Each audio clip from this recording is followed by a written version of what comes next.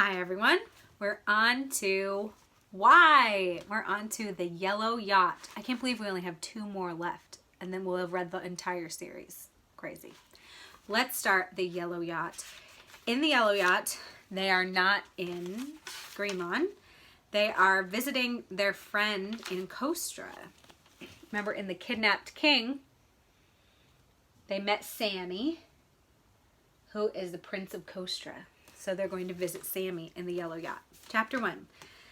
I'm going to miss you, Dink's mother said as she pulled her car up to the airport. Give Sammy a hug for me, will you? Dink's parents had named him Donald David Duncan, but now almost everyone called him Dink. Dink, Josh, and Ruth Rose were on their way to visit their friend Samir bin Oz for his birthday. Sammy lived in a small island country in the Indian Ocean called Costra, where his father and mother were the king and queen. The kids hugged and said goodbye to Dink's mother. Then a man in a white shirt and dark trousers helped them stack their luggage on a cart. I'm Carl, your flight attendant on this trip, the man said. He guided the kids through security, then outside to the landing field. Off to one side sat a sleek jet. When the kids boarded, they discovered that they were the only passengers. Please choose your seats. Then you can decide what you want for lunch, Carl said. He handed them menu cards. I love being treated like royalty, Ruth Rose said. She liked to dress all in one color. For this trip to Costra, she had chosen royal blue. While the kids were reading their menus, a red-headed woman stepped out of the cockpit. Hi, I'm Captain Rusty Dollar, your pilot, she said.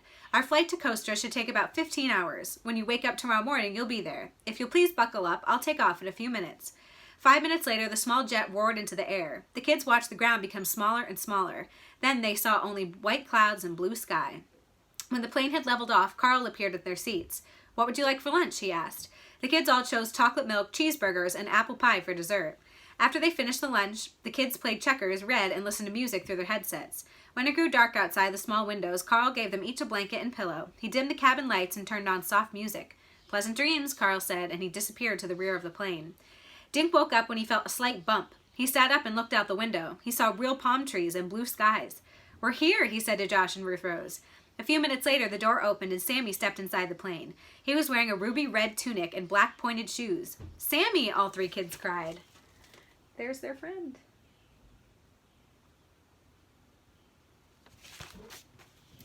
They all high-fived each other.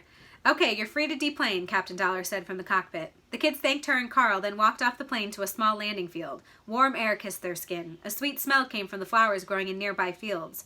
Now where do we go? Dink asked Sammy. How do we get to your castle?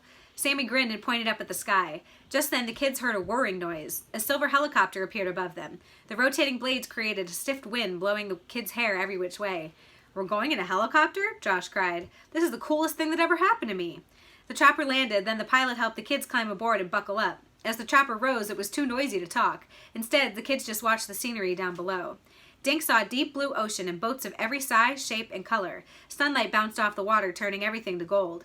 5 minutes later, the chopper started downward. Sammy poked Dink in the arm. There's our house, he shouted.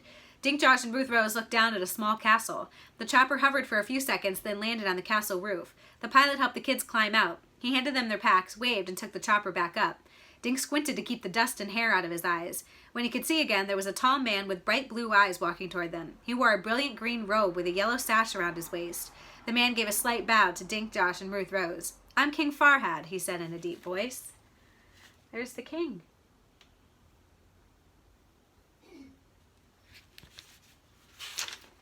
Chapter 2. It's not the chapter picture yet, but there is a picture.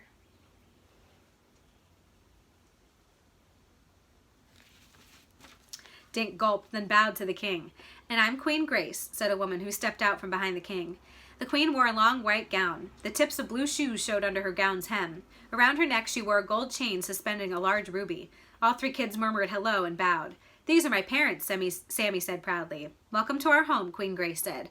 Sammy, why don't you show your friends their rooms now? The king and queen walked to a door where a servant waited to open it. They disappeared down some stairs. This is so awesome, Josh said, gazing from the rooftop. The castle stood at the edge of a small town surrounded on 3 sides by an ancient wall. The 4th side was the ocean. Beyond the wall were fields and woods. Dink saw a wide gate in the wall. A winding road snaked through the fields that disappeared into the mountains. Is that your father's boat? Ruth Rose asked. She was pointing to a long sailboat in the harbor. The yacht had a tall mast and neatly stowed sails. No, we only have a small fishing boat, Sammy said. He shielded his eyes and peered at the yacht. I don't know who owns that one. The kids followed Sammy down stone stairs into a carpeted hallway. A man stepped onto their path. His eyes were fierce under thick black eyebrows. He wore a white tunic, a black turban, and red trousers. The man smiled and nodded to Sammy. "May I help, young prince?"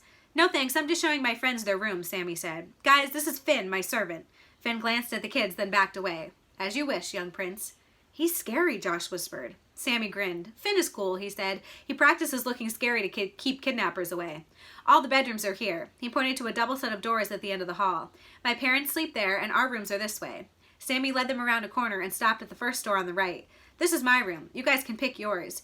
Dink counted 8 closed doors. "Are these all bedrooms?" he asked. Sammy nodded. "Sometimes we have a lot of guests," he said. Dink looked at Josh. "You want to share?" he asked. "Sure, I know you're afraid of the dark," Josh teased. He opened the door to the room next to Sammy's and stepped inside. "I'll take the one across the hall from you guys," Ruth Rose said. "Okay, I'll see you in about 10 minutes, Sammy said before he went into his room. "Knock after you unpack," Ruth Rose told Dink. She went into her room and closed the door. Before Dink had a chance to follow Josh, he heard a door open. A face peeked out of a room a few yards away. Dark eyes stared out at Dink before the face disappeared and the door slammed shut. Well, that's rather spooky.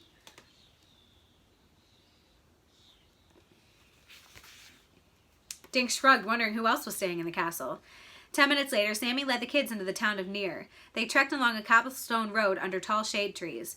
Most of the old buildings were made of stone. Everybody they passed smiled and greeted Sammy. At the harbor, they walked along a stone pier that held a wide aluminum dock. The water was calm, and several boats and yachts were under a sail or motor. The yellow yacht seemed even bigger now that they were close. Dink noticed that it was not all yellow. There was a green stripe just above the waterline. The name Sundown was painted on the side. Maybe I should have explained this before. A yacht is a type of boat. So here's the yellow yacht there. And he says he sees a green line. You can kind of see it there, right above the waterline. And apparently it's called the Sundown. "Maybe it belongs to a movie star," Josh said. As they gazed across the water, 2 men in scuba diving gear appeared on the Sundown's deck. They splashed over the side and disappeared. "What are they doing?" Josh asked. Sammy shrugged. "Maybe my dad knows," he said. "I'll ask him later." Sammy led the kids farther down the harbor, then stopped where a huge square hole had been carved out of the earth. Crisscrossing the bare earth was a maze of pipes and cables. A row of boulders lined one wall of the hole. A green backhoe stood off to one side like a sleeping dinosaur. 2 men stood together talking. One wore jeans and a t-shirt with a red bandana tied around his black hair. The other man was older with gray hair. He wore white pants and a blue shirt. The man in the red bandana waved at Sammy. "That's Rico. He's the job's foreman," Sammy said with a wave back. "What is this place anyway?" Ruth Rose asked. Sammy spread his arms. "It's going to be an aquarium," he said. He pointed up to the empty space behind the hole. "Up there will be a school for kids who want to learn about the ocean." Sammy grinned at his guests. "Pretty soon this will be filled with ocean water and plants and fish," he said. "What's that for?" Josh asked. He pointed to a long, wide pipe, half the water and half out. A machine was attached to the end that was on dry land. "A motor will pump ocean water up through that pipe," Sammy explained. "Other pipes will take the clean water out. We'll take water out again so it's always clean." Dink pictured the finished aquarium with fish and other sea creatures swimming among the boulders. Josh whistled. "And your dad is paying for all this?" he said. Sammy pointed to a stone building next door. A small brass sign said, "Near Bank."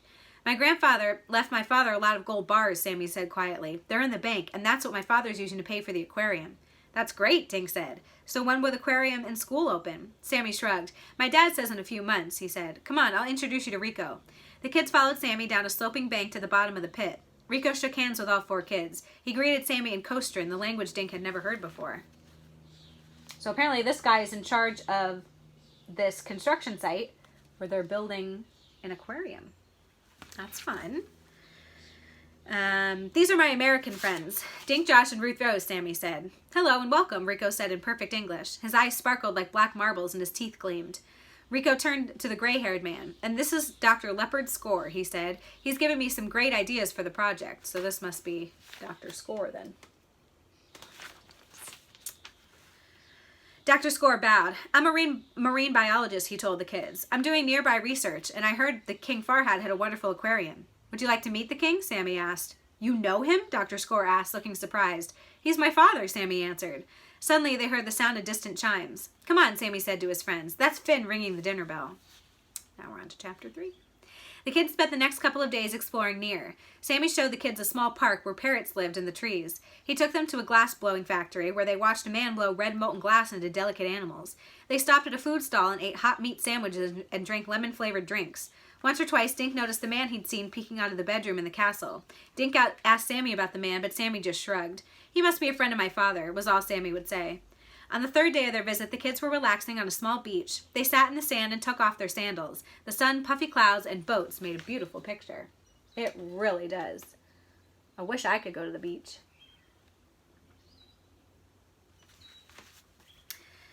On the third, I already read that. Out in the harbor, the yellow yacht sat peacefully in the turquoise water. Every now and then, men wearing scuba gear would either jump off the boat or climb aboard. They carried mesh bags and wore long black flippers on their feet. This is going to be very hard to see, but let's try. So this is the yellow yacht, the Sundown, and then these men are going up and down carrying things. The kids recognized Dr. Score as he walked about the deck. "Maybe they're looking at fish," Josh suggested.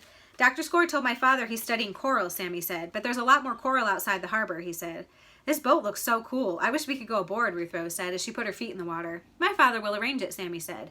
Josh looked at him. "He could do that?" Sammy grinned. "He is the king, Josh." Just then, Finn showed up with a few other servants, each carrying a large basket. A few minutes later, they had set up a table and loaded it with food. "Lunch is served," Finn announced, and Costra and Sammy translated. The kids loaded up plates and sat in folding chairs. The servants handed them cold drinks and cloth napkins. "Oh my gosh, I just remembered," Ruth Rose cried. "Today is your birthday, Sammy. Happy birthday." Sammy blushed. "My parents are giving me a party tonight," he said. "Cool," Josh said. "Will there be a cake?" Before Sammy could answer, they heard a shrieking whistle. The noise was coming from town. "What is that?" Dink asked Sammy. "It's an alarm," Sammy said. He stood up and looked toward town. "It sounds like it's coming from the aquarium site." Finn leaned over and spoke urgently to Sammy in their language. "Finn says he thinks it's the bank," Sammy said. "Come on." The kids left their plates in seats and raced toward the bank. Finn ran beside Sammy. When they reached the bank, the door was open and a man burst outside. "That's Mr. Lee's Baz, the manager of the bank," Sammy said. He ran over to Mr. Baz, who began speaking in rapid Costran. His eyes were bulging and he waved his hands in the air as he spoke. Finn dug out a cell phone from inside his robe and dialed a number. People came out of nearby shops to see what was the matter. Sammy returned to the kids. His face was pale. "Mr. Baz said the bank vault has been broken into." "Did they take anything?" Ruth Rose asked. Sammy gulped. "Yes, all of my father's gold is gone." Oh, no. So this must be Mr. Baz, who is the bank manager. You can see the construction site in the background. Oh, no. Chapter 4. Sammy said something to Mr. Baz, and the man nodded. He walked back to the bank with Finn and the kids at his heels. Mr. Baz took them to the vault. The door was wide open. Inside, they could see a hole in the vault floor. Chunks of stone and concrete lay next to the opening. Mr. Baz spoke excitedly to Sammy, then hurried away. The kids peered down inside the hole. "There's a tunnel down there," Ruth Rose said. "The crooks dug their way from the outside somewhere." Dink looked around the empty vault. The only thing he saw was a wide wooden platform. "Where was the gold kept?" he asked. Sammy pointed to a pallet. "It was stacked there," he said glumly. 52 bars. Dink knew that much gold would be very heavy. He wondered how anyone could carry it away. Just then, Sammy's father rushed into the bank vault, followed by a man and a woman wearing police uniforms. Mr. Baz stood beside them.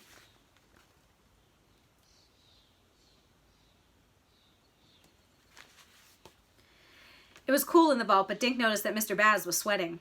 The king got on his knees to examine the hole, then stood up. "The tunnel was dug from the aquarium pit," he said. "Please check it, officers." The king turned to Mr. Baz. "Let's go into your office, Lees," he said. "Finn, will you come too, please? I'd like a witness to our conversation." After the 3 men left, Sammy leaned close to Dink. "Let's follow the cops," he whispered. The 4 kids scooted out of the bank and walked to the edge of the construction site. Down in the pit, the officers were already talking to Rico and 2 other workers. The kids moved closer so they could hear what was going on. They saw the policeman checking out the boulders lined up near the edge of the pit. He gave one of the boulders a tug. "Hey, these things are fake," he shouted in English. "They hardly weigh anything." To prove it, the man rolled the boulder out of line. It was as tall as him, but he moved it easily. "They're all artificial," Rico said. "They'll be used inside the aquarium when it's finished. Real boulders would be too heavy." "Let's move them," the policewoman said. Rico and his workers helped roll the boulders aside. It took only a few minutes to find the tunnel opening. The policeman crawled into the tunnel while everyone else watched. He backed out 2 minutes later. "There's food wrappers in the dirt," the officer reported. "I have a feeling someone spent a lot of time digging the tunnel." The other officer looked at Rico. "Can you explain how anyone would have dug that tunnel without your knowledge?" she asked. Rico shook his head. "The tunnel was hidden behind the boulders. How was I supposed to know?" he asked. "But you're in charge right sir?" the policewoman asked. "That's right," Rico said. "I'm the site foreman." The officer beckoned to her partner to join her. "We need 2 gentlemen to come with us while we sort this out," she said. One of the workmen started to pull away, but Rico stopped him. Sure, we'll go with you, Rico said. He led them to a sloping part of the pit where the heavy machinery was driven in and out. Do you think Rico did it? Ruth Rose asked Sammy when the officers and crew were gone. I hope not, Sammy said. He seems like such a nice guy. Josh peered inside the tunnel entrance. It must have taken the crooks a while to dig this thing, he said. Let's check it out, Dink said. The kids dropped to their knees and crawled into the tunnel. Dink went first, followed by Josh, then Ruth Rose. Sammy came last. The tunnel was about the length of 2 school buses, but too low to allow standing up. The dirt under their knees was mostly sand and pebbles. The kids could see with the help of dim light coming from both ends of the tunnel. They stopped in a spot that was wider than the rest of the passageway. 10 feet ahead, the tunnel sloped up toward the bank vault. Look at all this junk, Josh whispered. He pointed to a large pile of burger wrappers and soda cans. Dink kicked at the cans and food debris. I'd say he was here a few days at least. Wait, what's that? Josh said. He scooted forward and grabbed the paper that Dink's sneaker had revealed. It's some kind of note, Dink said, looking over Josh's shoulder. But it's written in Costran, Sammy. The kids hunched together while Sammy quickly read the note. There they are inside the tunnel. They found a note inside. This is impossible, Sammy said after a minute. What does it say? Ruth Rose asked. Sammy pointed to the words. This was written to Rico, he explained. It tells him to dump the gold over the wall where someone else will load it into a truck and take it away. The kids stared at the strange note. Is it signed? Dink finally asked. No, but there's this. Sammy pointed to the bottom of the sheet. There in small blue letters was an email address. lb@nearbank.net. This is the bank's email address, Sammy said. Dink put a finger on the first 2 letters. These might be someone's initials, he said. They are, Sammy said. His dark eyes gleamed in the half light. LB stands for Lee's Baz. Oh, no. So here's the chapter picture. It's the first time we've really seen it. And the corner picture is of a yacht. Chapter 5. We have to show this note to your father, Sammy said. Yes, Sammy said. He took the note and slipped it into his pocket. Pops is going to be really upset. Mr. Baz is one of his closest friends. The kids crawled out of the tunnel. They brushed dirt from their hands and knees, then stood looking at the backhoe. When do you think they stole the gold? Dink asked the others. Probably over the weekend when the bank was closed, Sammy said. But if they planned the theft together, why would Rico need to dig a tunnel? Dink asked. Mr. Baz could just open the vault and take the gold. Digging a tunnel into the vault would make it look like Mr. Baz wasn't involved, Ruth Rose said. But why would he use a paper that had his own email address at the bottom? Dink went on. Maybe he meant to rip that part off and forgot, Sammy suggested. Maybe, Dink said, but if I was robbing a bank, I'd destroy the note. How would they carry all that gold to the wall? Ruth Rose asked. I'd use the backhoe, Josh said, heading toward the huge piece of equipment. The scoop bucket was in the down position, resting on the ground. Josh stepped into the bucket and examined the metal edges. Good point. How are they going to get all this gold out?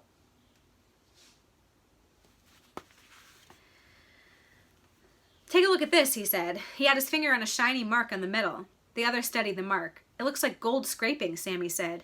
You were right, Dink said. They did use the backhoe to move the gold. Sammy pulled the note from his pocket and read it again. This says Rico should bring the gold to the west wall near the tree. Let's go check it out, he said.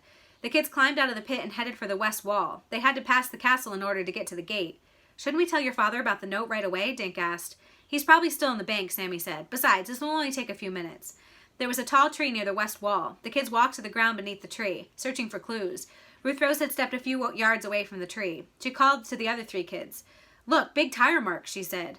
The marks were only a few feet from the wall. Dink could easily picture what must have happened. The crook, was it Rico, had driven the backhoe to this point, the bucket loaded with gold. Then he had raised the backhoe's scoop and dumped the gold bars over the wall. Someone in a car or truck must have been waiting on the other side. Give me a boost, someone, Ruth Rose said. She had one arm wrapped around a tree and the other one reaching for the lowest branch. What are you going to do? Josh asked. If the crooks dumped a bunch of gold bars over this wall, there should be marks on the ground on the other side, Ruth Rose said. Boost me up so I can see. The boys made footholds with their hands, and Ruth Rose scampered onto the branches. 2 minutes later, she was perched on top of the wall. See anything? Dink called up. Ruth Rose looked down at the boys. The bushes and weeds are all crushed, she said, like something very heavy dropped on them. Like gold, perhaps? Maybe. Okay, I'm telling my father, Sammy said. Come on down, Ruth Rose. 10 minutes later, the 4 kids were sitting in the king's study. Sammy's father sat at a wooden desk reading the note.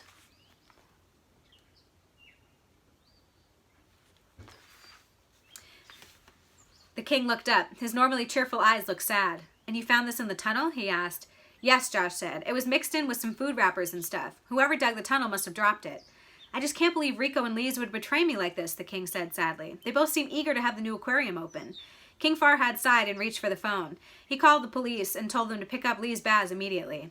Sammy, I'm sorry this had to happen on your special day, his father said as he hung up, but I'll make it up to you later at your party. Just then there was a light knock on the door. Come in, said the king. Your Highness, came a deep voice from the doorway.